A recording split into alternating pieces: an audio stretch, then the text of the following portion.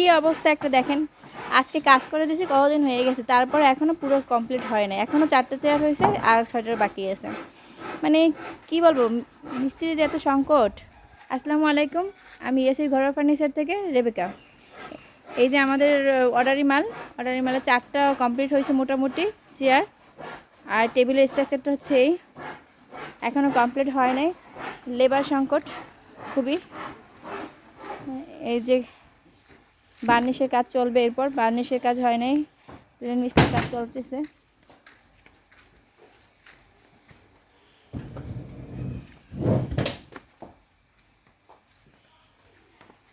এই যে এটার সিটটা বসাই দিল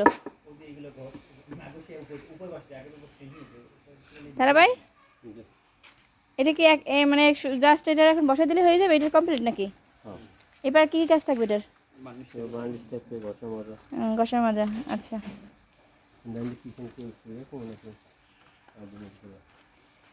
এই যে আমাদের তারা ভাই, ইনি আর কি এগুলো তৈরি করছেন। আরও মিস্ত্রি ছিল কিন্তু এখন নাই, এই জন্য ওরা একার উপরে দায়িত্ব পড়ছে, তাই তাড়াতাড়ি শেষও করতে পারে না। এইভাবে 4টা কোনোভাবে শেষ করছে,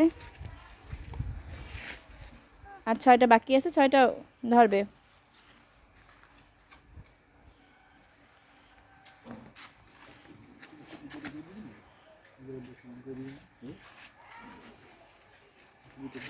কাছ থেকে নিয়ে দেখে আপনাদেরকে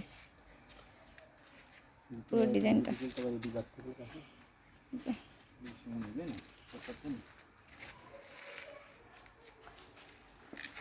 আচ্ছা, যে অর্ডার দিয়েছে তারা বললো আমাদের পেজে ভিজিট করে তার জন্য চেয়ারগুলো দেখে, তাহলে আমাদের পেজটা ভিজিটও করা হবে, আবার তার চেয়ারগুলো দেখাও হবে কতটা মজবুত করে করছি আমরা। আর এটা কিন্তু উষার, বুঝছেন না, আবার এটা কিন্তু বার্নিশ করার আগে যে ঘষাটা শেষ করে ওই ঘষাটা দেওয়া হয়েছে, এই জন্য এরকম সাদা দেখাচ্ছে। এগুলো কিন্তু একদম সারি কাঠ, এগুলো ঘষার পর সাদাই হয়ে যায় এরকম। এটা বার্নিশের পোস্ট আসবে একটা, ভিজা পোস্টটা আসে নাই, ভিজা পোস্টটা দেয়নি কোনোভাবেই এখন পর্যন্ত, কিছুই আর কি করে নাই। বার্নিশের জন্য জাস্ট ঘষছে, ঘষাটা শেষ হয়েছে, তারপর আরও মনে হয় একটা ঘষা দেওয়া লাগবে। একদম ফিনিশিং যত ঘষবে তত ফিনিশিংটা ভালো আসবে, এই জন্য আর কি বার্নিশের, এই জন্য একটু ঘষতে হয় বেশি করে। তো আজকে চেয়ারগুলোর মোটামুটি কমপ্লিট করবে আমাদের তারা ভাই। ওনার আরও লোক ছিল ওনার, কিন্তু আজকে আসে নাই দেখে আর তারা ভাই একাই করতেছে।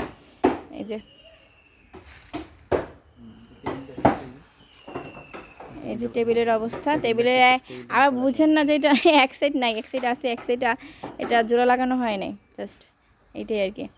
এই যে টেবিলের স্ট্রাকচারটা, উপরে আয়না বসবে, আয়না সিস্টেম করছেন, উপরে ফ্রেম, এটা হলো জালি। আচ্ছা, ওইটা হলো ভিতরের জালিটা না? ওটা ভিতরের জালিটা, এখানে আরও আছে বাতাগুলো। দেখে এটা পুরো কমপ্লিট হলে আপনাদের আর একবার দেখাবো আমি। এটা পুরোটা কমপ্লিট হোক। আর এগুলো অর্ডার দিতে হলে অবশ্যই আসতে হবে ইয়েসের ঘরোয়া ফার্নিচারে। আর যেটা অবস্থিত হচ্ছে উজিরপুরে লঞ্চঘাট টার্মিনাল রোড, অবশ্যই আসবেন, একবার ভিজিট করে যাবেন। আসসালামু আলাইকুম।